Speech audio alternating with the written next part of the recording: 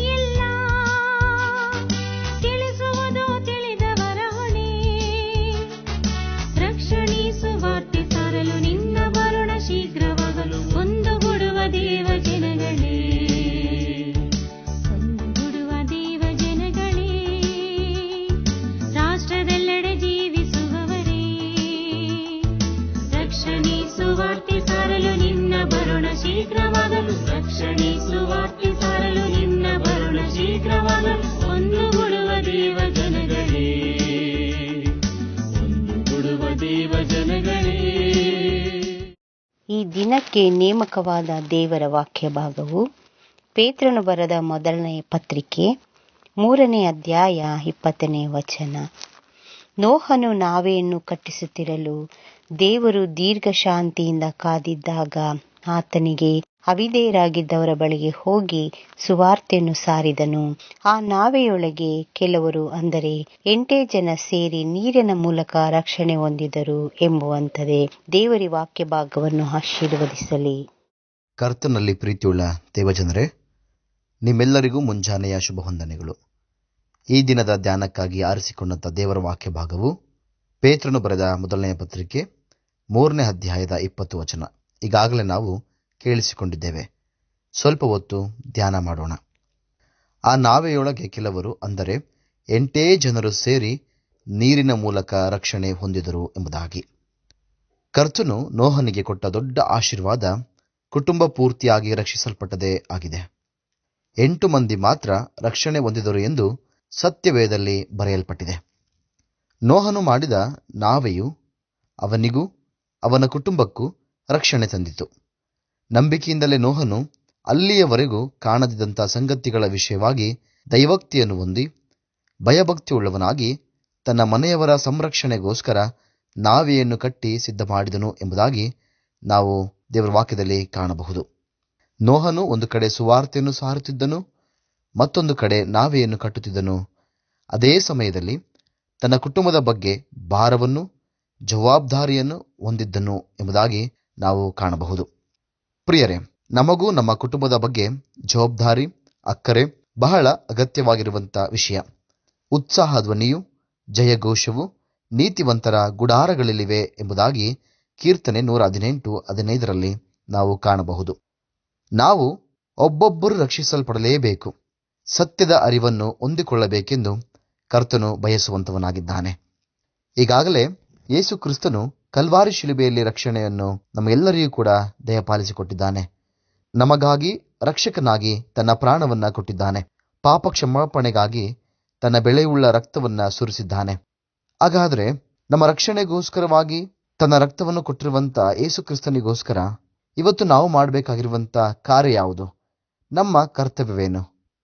ನಮ್ಮ ಕುಟುಂಬದವರು ಅದನ್ನು ಪ್ರೀತಿಯಿಂದ ಅಂಗೀಕರಿಸಿ ರಕ್ಷಣೆ ಹೊಂದಬೇಕು ಅನ್ನುವಂಥದ್ದೇ ನಮಗೆ ಇರುವಂಥ ಕರ್ತವ್ಯ.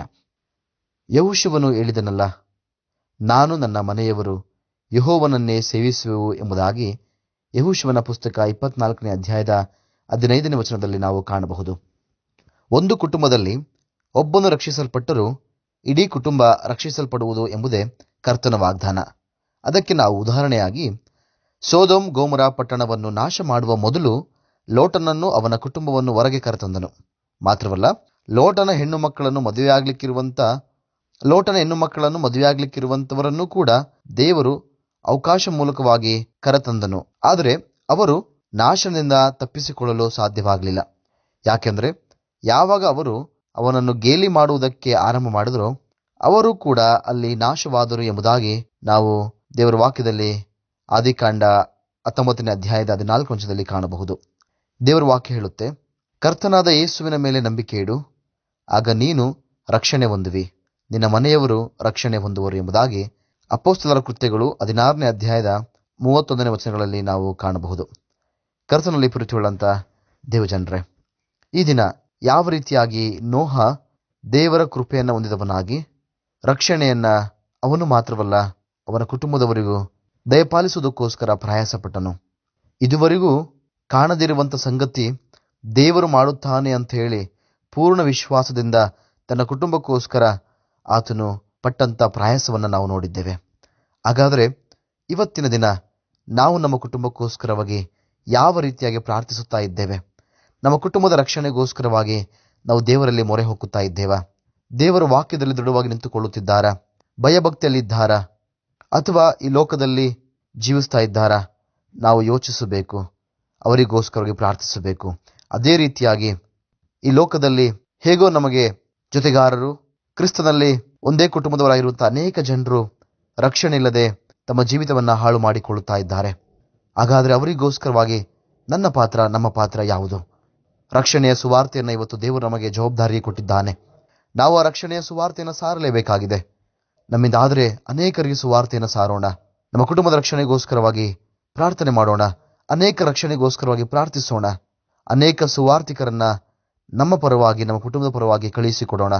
ದೇವರು ತಾನೇ ವಾಕ್ಯ ಭಾಗವನ್ನು ಆಶೀರ್ವದಿಸಲಿ. ಬನ್ನಿರಿ ಪ್ರಾರ್ಥಿಸೋಣ. ಜೀವ ಸ್ವರೂಪನು, ನೀತಿವಂತನು, ನಿಷ್ಕಳಂಕನಾಗಿರುವಂಥ ನಮ್ಮ ರಕ್ಷಕನಾದ ಯೇಸುವೆ, ನಿನ್ನ ನಾಮಕ್ಕೆ ಸ್ತೋತ್ರವಾಗಲಿ ಸ್ವಾಮಿ. ವಾಗ್ದಾನಗಳಿಗೆ ನಂಬಿಗಸ್ತನು ನೀನು. ಯುಗದ ಸಮಾಪ್ತಿಯವರೆಗೂ ಎಲ್ಲಾ ದಿವಸ ನಿಮ್ಮ ಸಂಗಡ ಇರುತ್ತೇನಂತ ಹೇಳಿದ ಪ್ರಕಾರವಾಗಿಯೇ ನಮ್ಮೊಟ್ಟಿಗೆ ಇವತ್ತು ಕೂಡ ಇದ್ದೀಯಾ. ನಾಳೆಯೂ ನಿರಂತರ ಇರುವಂಥವನಾಗಿದ್ದೀಯಾ. ನಿಮಗೆ ಸ್ತೋತ್ರ. ಇಲ್ಲಿಯವರೆಗೂ ನಮ್ಮ ಜೀವಿತಗಳನ್ನು ಆಶೀರ್ವಾದ ಮಾಡಿಕೊಂಡೇ ಬಂದಿದ್ದೀಯಾ ಸ್ವಾಮಿ, ನಿಮಗೆ ಸ್ತೋತ್ರ. ಮುಖ್ಯವಾಗಿ ಈ ದಿನ ಯಾರ್ಯಾರು ಈ ಕಾರ್ಯಕ್ರಮವನ್ನು ಆಲಿಸಿಕೊಳ್ಳುತ್ತಾ ಇದ್ದಾರೋ ಅವರೆಲ್ಲರನ್ನು ನಿಮ್ಮ ಕರಳು ಒಪ್ಪಿಸಿಕೊಡುತ್ತೇನೆ. ಆಶೀರ್ವಾದ ಮಾಡು. ಅವರೆಲ್ಲರಿಗೂ ಬೇಕಾದಂಥ ಶಾಂತಿ, ಸಮಾಧಾನ, ನೆಮ್ಮದಿ, ಆರೋಗ್ಯ, ಐಶ್ವರ್ಯ ಎಲ್ಲವನ್ನ ಹೇರಳವಾಗಿ ಕೊಟ್ಟು ಕಾಪಾಡು ಸ್ವಾಮಿ. ಮುಖ್ಯವಾಗಿ ಈ ದಿನ ಯಾರಾದರೂ ಹುಟ್ಟು ಹಬ್ಬಗಳನ್ನು, ವಿವಾಹ ವಾರ್ಷಿಕೋತ್ಸವಗಳನ್ನು ಕಂಡಿರುವುದಾದರೆ ಅವರಿಗೆ ಬೇಕಾದಂಥ ಶುಭವನ್ನ, ಕೃಪೆಯನ್ನು ದಯಪಾಲಿಸಿಕೊಟ್ಟು ಕಾಪಾಡು. ಅನೇಕರು ದೀರ್ಘವಿಧ ಕಾಯಿಲೆಗಳಿಂದ ಬಾಧೆ ಪಡುತ್ತಾ ಇದ್ದಾರೆ. ಯೆಹೋವ ರಾಫನು, ಸೌಖ್ಯದಾತನಾದ ನೀನು ನಿನ್ನ ಮಕ್ಕಳಿಗೆ ಬೇಕಾದಂಥ ಆರೋಗ್ಯವನ್ನು ಕೊಟ್ಟು ಕಾಪಾಡು. ನಮ್ಮ ಪ್ರಾರ್ಥನೆ ಒಂದೇ ಸ್ವಾಮಿ, ಯಾರೊಬ್ಬರೂ ನಾಶವಾಗಬಾರದು ಸ್ವಾಮಿ. ಅದರಲ್ಲೂ ಮುಖ್ಯವಾಗಿ ವಿಶ್ವಾಣಿ ಸೇವೆ ಕೊಟ್ಟಿರುವಂಥ ದರ್ಶನ 1,00,000 ಗ್ರಾಮಗಳನ್ನು ಸುವಾರ್ತೆ ತಲುಪಿಸಬೇಕಾಗಿದೆ. ನಮ್ಮೊಟ್ಟಿಗೆ ನೀನು ಕಾರ್ಯ ಮಾಡುವಂಥವನಾಗಿದ್ದೀಯಾ. ಬೇಕಾದಂಥ ಸೇವಕರನ್ನು ಗ್ರಹಿಸಿಕೊಡು, ಸೇವದಾನಿಗಳನ್ನು ಗ್ರಹಿಸಿಕೊಟ್ಟು ಕಾಪಾಡು. ನಿನ್ನ ಕೃಪೆಯು ಇವತ್ತಿನ ನಮ್ಮೆಲ್ಲ ಕೆಲಸ ಕಾರ್ಯಗಳ ಮೇಲೆ ಇರಲಿ. ನಮ್ಮ ಸೇವೆಯ ಮೇಲೆ, ಮುಖ್ಯವಾಗಿ ನಮ್ಮ ಸೇವೆಗೆ ಬೆನ್ನೆಲುಬಾಗಿ ನಿಂತಂಥ ಎಲ್ಲ ನಮ್ಮ ಸೇವದಾನಿಗಳ ಮೇಲೆ ಇರಲಿ. ಹಾಗೆ ಮಾಡುವ ದೇವರಾಗಿದ್ದೀರಿ, ನಿಮಗೆ ಸ್ತೋತ್ರ. ಎಲ್ಲ ಪ್ರಾರ್ಥನೆ ವಿಜ್ಞಾಪನೆಗಳನ್ನು ನಮ್ಮ ರಕ್ಷಕನಾಗಿರುವಂಥ ಯೇಸು ನಾಮದಲ್ಲಿ ಪ್ರಾರ್ಥಿಸಿ ಬೇಡಿ ಹೊಂದಿಕೊಂಡಿದ್ದೇವೆ ತಂದೆಯ ದೇವರೇ, ಆಮೆನ್.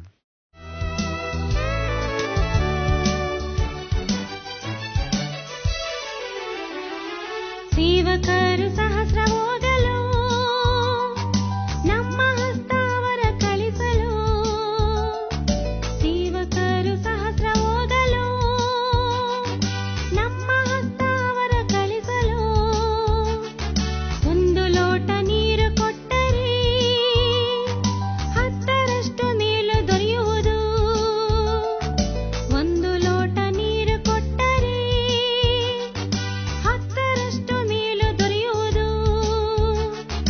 ರಕ್ಷಣೆ ಸುವಾರ್ತೆ ಸಾರಲು ನಿನ್ನ ಬರುಣ ಶೀಘ್ರವಾಗಲು ಒಂದುಗೂಡುವ ದೇವ ಜನಗಳೇ, ಒಂದುಗೂಡುವ ದೇವ ಜನಗಳೇ, ರಾಷ್ಟ್ರದೆಲ್ಲೆಡೆ ಜೀವಿಸುವವರೇ, ರಕ್ಷಣೆ ಸುವಾರ್ತೆ ಸಾರಲು ನಿನ್ನ ಬರುಣ ಶೀಘ್ರವಾಗಲು. ರಕ್ಷಣೆ ಸುವಾರ್ತೆ ಪ್ರಿಯ ಸಹೋದರ ಸಹೋದರಿಯರೇ, ನಿಮ್ಮ ಪ್ರಾರ್ಥನಾ ಮನವಿಗಳಿಗಾಗಿ ಪ್ರಾರ್ಥಿಸಲು ವಿಶ್ವವಾಣಿ ಟೋಲ್ ಫ್ರೀ ಸಂಖ್ಯೆ 1800-270-0333 ಕರೆ ಮಾಡಿರಿ. ದೇವರು ನಿಮ್ಮನ್ನು ಆಶೀರ್ವದಿಸಲಿ.